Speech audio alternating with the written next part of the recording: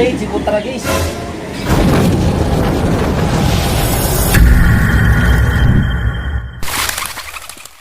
Araw nga mag-aabang tayo ng mga kalapati nga natin. So ang bitaw, Rosario La Union. So sana makawi yung apat na kalapati natin, si Putragis, si Rigor, si Tulpo, si Bubbles. So ang problema natin yung ulan. Kapag umulan alanganin yung apat natin kasi nag-force bath nga tayo, di ba? At si Tulpo, yan, nakita naman sa kondisyon ng balahibo nila, di pa ganong okay. Pag umulan talagang tutukod at tutukod sila, yun ang kahinaan natin. Medyo mas mapa naman yung panahon natin ngayon. Madilim doon parte, doon pa naman sila manggagaling yan sa lugar na yon. Doon kasi parting north, tapos dito parting south, kita nyo makulimlim talaga Pero kung kulimlim lang, okay yan, wag lang yung ulan. Kasi nga yung kahinaan natin, kasi nga nag-force bath nga tayo. So yun lang ang problema natin mga Kadaver Cats. So sana makawi ng ligtas yung kalapati natin. Bali third lap nga ng fan race natin ngayon. Sali lang third lap si Tulpo, si Bubbles, tapos si Putragis. So ayan, nakaready na rin si Darak dyan Ayan, naghihintay na kay Putragis para nakita ni Putragis yan, rekta pasok na si Putragis. In-enter natin si Tulpo tapos si Bubbles, dalawang magkapatid ng sa derby sa MFC. So kagabi pina-entry natin lang sanang umulan. Nagsabi ako po ng ministro kung kamusta din yung panahon doon. Medyo madilim. Awit. Dito talaga dito sa lugar natin, doon din kila po ng ministro sa Nueva Ecija, madilim din. Si Rigor, umutik. Si Rigor bumilis. Si Rigor dumating, di naasali ng fan race. Sok, sok, sok, sok. Sok, sok, sok. Sok, sok, sok. Sok. Sok.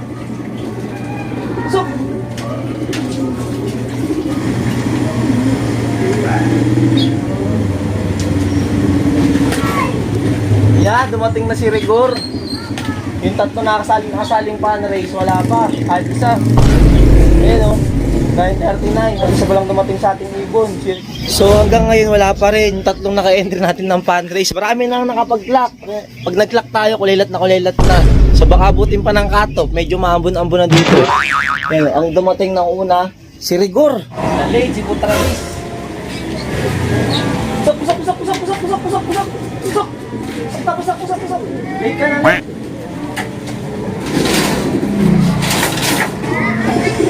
Nandun yung kalapate nyo? Nandun na. Kanino yung kalapate? Kay John Sarili. Kaya ano? John Sarili. Sino si John? Kaya Bonbon. Si Bonbon. Pang 29 Pang 29? Butik, talo talaga. Sa akin, kakarating lang Dumapon pa sa ulingan, lumipad pa sa Golden Link. Malakas pa yun! Mikot pa. Wala pa yung dalawang magkapatid. Awit, sana kaya yung dalawang magkapatid na kalapate na yun? Awit, yung camera natin nakatabay doon, di pala naka-play na. So, ayun. Dito rin na video yung pagdating ni Tulpo tapos ni Bubbles. Ayan Ayan, dalawang magkapatid, nandito na late na sila. Nasa 800 na lang parehas yung speed ng dalawang magkapatid na to.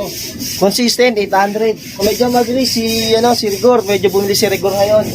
Putragis, 900 na lang yung speed ni Putragis. Kaya kulilat na tayo sa pinaka-ranking. Pero okay lang, at least nakauwi sila. Yung importante rin, nakauwi yung tatlo natin kalapate. Bali apat natin kalapate nakauwi na. Mga balahibo nila, kaya parang alanganin ako kahapon. Ito si Bubbles Ayan. So pinagsasaraduhan ko na naman ulit nga dito para hindi sila may istorbo pag dumating na. So dahil nakauwi na yung mga kalapate natin, tatanggalin ko na yung pinakaharang dito. Yan, para maging okay na sila. Ito, ayan ayan. Yan. Nakauwi naman natin sila. Ayan na mga Kadaver Cats, ayan na. Kulilat tayo ngayon, okay lang yan. Mga Kadaver mo, sabog-sabog yung balahibo na ito niya. Si Bubbles, sabog-sabog ang balahibo. Dapat bibiglayin ko ito kagabi. Nagalaglagan na yung mga balahibo nila. Yung mga feathers nila, nagalaglagan na. Yan, kaya medyo, lalo na si Putragis, naglaglag na rin si Putragis. Tsaka, nag-i-start na siya maglugon sa mukha. Ayan, nag-i-start na siya maglugon sa mukha. I-stop na natin to pagtapos ng fan race. Yan, last sa linggo, pagtapos nun, sunod na linggo. Yan, i-stop na natin si Putragis. Medyo pinawisan tayo doon. Nakuhain ko na nga itlog dito ni Putragis. Ay, nilimlim mo nila Putragis. Bali, hindi sa kanila talaga to Ayan, kinuha na natin ngayon. So, ito yung ipapayaya natin ngayon sa Taiwan. Yung may itlog doon na dalawa, pagpapalitin na natin. Kasi itong ang itlog na to, pag namisa, magiging pang summer nga natin. So, sinilip ko muna nga kung may similya. May similya naman. Kita niyo yung buhok natin. Tingnan nyo. Buhok rebilya. Kukuhain na natin. Pinaka itlog na ito. Ayan. Yan, nakuha na natin mga kadabarters. Nabasag pa. Yung muna kayo. Tapos itong dalawa dito. Palit na natin din.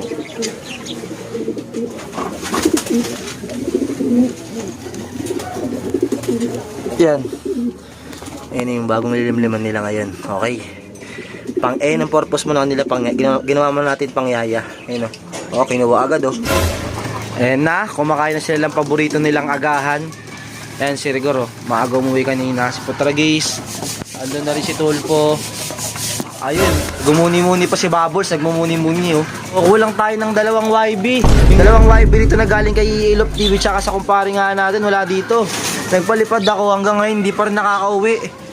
Mukhang dumayo sila. At pagbalik dito, ilang piraso na lang yung umuwi. Ayan o. Ayan.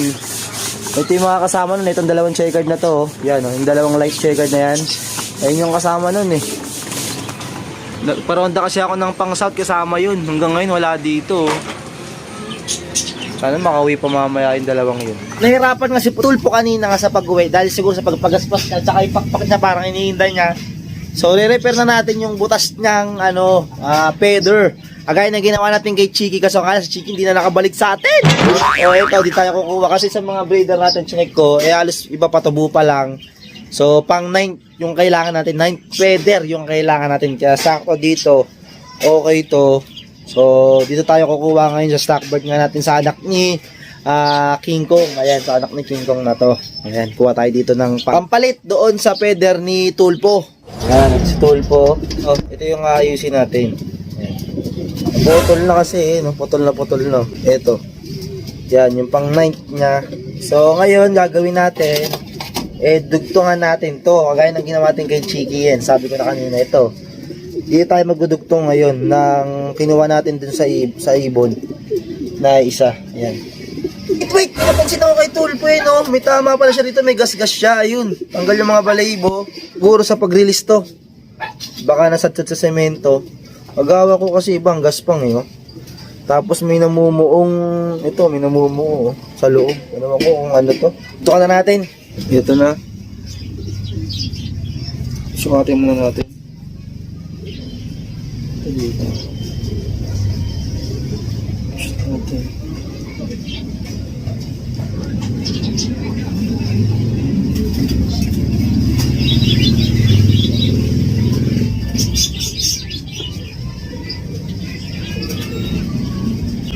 Di ba may yung camera ganun mo?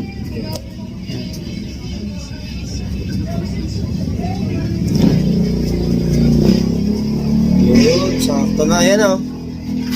Ayan na. Oh. Okay.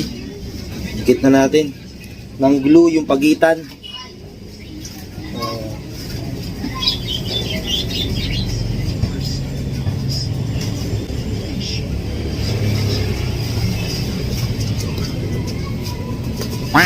Dapat nga puti ilalagay natin para makilala natin siya kasi ngayon kapatid niya kapares niya, di ba? Kaso nga lang baka man bago sa paglipad niya may puti sa pakpak niya kaya hindi na puti nilagay nga natin. Galing pa naman to sa tatay ni Putragis, itong puting feather na to. Bale, ito nga yung kinabit natin, halatang bago, ito. Yan, itong pang 9. Yan o. Ayan. Yan yung itsura niya. Okay na mga cadaver guns. So ngayon, try natin. Paliparin. Ito. Yun, okay naman. Walang problema. So, ayun na. Nakabit na nga natin. Bale, si Tulpo na sa taas pa. So, sayang talaga. Di ko na-videoan yung pagdating nga nila Tulpo. Tapos si Bubbles. Kasi nga yung camera natin. Kala ko naka-play. Naka-play naman pala. Kaso nga lang, biglang na full storage. Yung balahibo ng ni Tulpo naging dirty. Naging madumi na siya. Simula nga nung pinaliguan natin tapos nabasa ng ulan dito. Na-stuck kasi sila dito nun eh. Pagising ko nakita ko basang-basa sila. Ayan.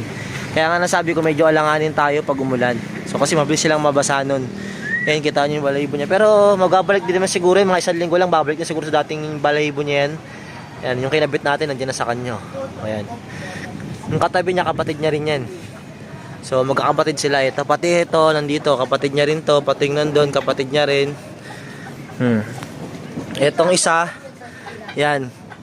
Nagkabaliling to kaso nga lang, gumaling na rin. Ayan o, nagkabaliling. Survivor. Baliling survivor. Ito yung nakaiwalay nga natin at okay na siya ulit. Pakain na tayo ay putik. Grabe ko si Baliling. Itong Baliling survivor natin eh no. Kakapakawala ko lang siya sa kanya. So matagal na siyang naka-quarantine. Magaling na siya pero matagal na siyang kinwarantin ko muna.